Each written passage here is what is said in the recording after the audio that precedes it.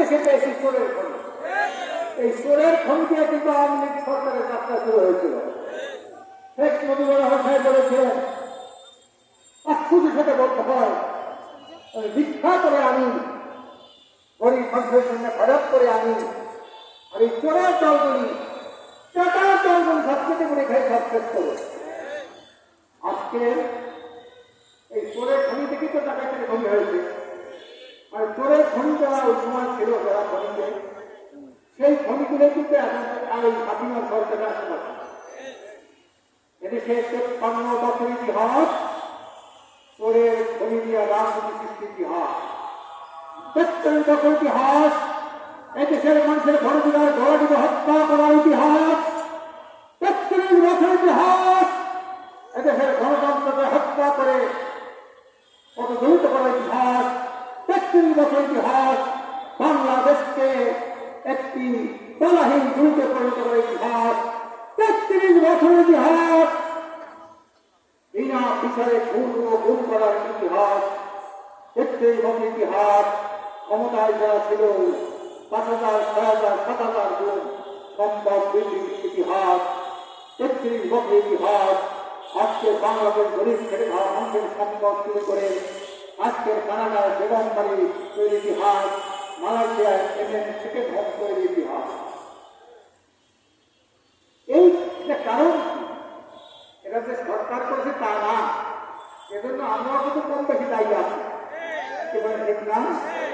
আমরা তো চোরদের ভোট না দিতাম, এই চোরদের বিরুদ্ধে রুখে দাঁড়াতাম, তার বিরুদ্ধে আন্দোলন সংগ্রামে অংশগ্রহণ করতাম, এই চোরগুলো কিন্তু এইভাবে জাতীয় করে পরিণত হতে পারত না। আওয়ামী লীগ ইতিহাস এখন সবাই মনে হয়, আওয়ামী লীগের চরিত্র সবাই মুখস্থ, ঠিক না? সবাই মুখস্থ, ছেলে সন্তান শুরু করে সবাই মুখস্থ। আওয়ামী লীগ জিনিসটা, আওয়ামী লীগ হলে একটা গজবের না, আওয়ামী লীগ একটা আজবের না, আওয়ামী লীগ একটা ধ্বংসের না, আওয়ামী লীগ অবমতনের না, আওয়ামী লীগ খুঁড়ে না, আওয়ামী লীগ টাকা পাচারকারী না, আওয়ামী লীগ চাঁদাবাজি না, আওয়ামী লীগ আয়নাঘর সৃষ্টি করে মানুষকে তুলে তুলে হত্যা করার না। রাজনীতি করবেন এই মানুষের জন্য, মানুষের যুদ্ধে এটা অমানবিক আচরণ করবেন, এটা আল্লাহ আরজকে করবে। আওয়ামী লীগের পাতে দেশের মানুষ পাবে না, আল্লাহ আরজকে করেছে। জীবন দেখলাম এই জালের সৈন্যতা আর কখনো এদের আসতে না পারে, এই জন্য কিছু কাজ করতে হবে না, অবশ্যই করতে হবে না। নাকি ঘরে চোর ঢুকলে দরজা শক্ত করে লাগায় না, নাকি লাগায় কিনা? আজকে চোরে সব দিন বেড়ে গেছে, আজকে 18 লক্ষ কোটি টাকা ঋণ দিয়ে চলে গেছে, আজকে লক্ষ লক্ষ কোটি টাকা দেশে পাচার করেছে, ব্যাংক ধ্বংস করেছে, শেয়ার বাজার ধ্বংস করেছে, ব্যবসা বাণিজ্য ধ্বংস করেছে, শিক্ষাঙ্গনে শিক্ষার পরিবেশ নষ্ট করেছে।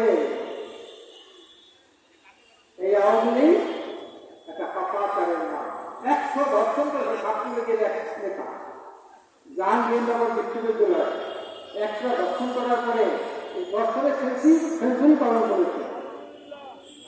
এ হলো আওয়ামী লীগ।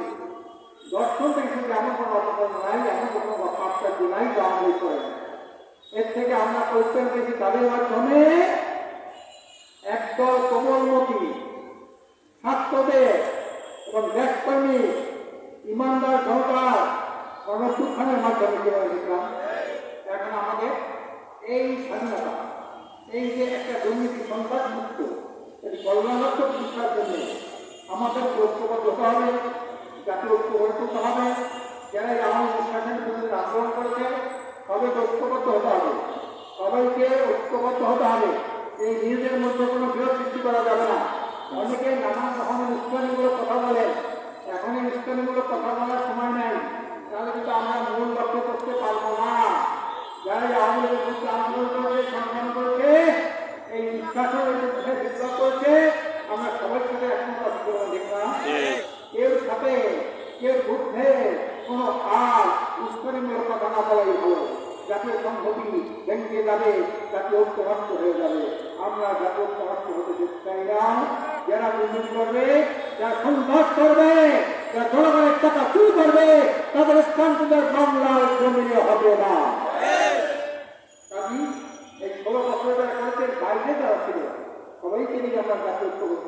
তুলতে চাই, শিক্ষার্থী আমার আহ্বান জানিয়েছেন সবাইকে নিয়ে দেশকর্মী গণনা করতে বলতে চাই।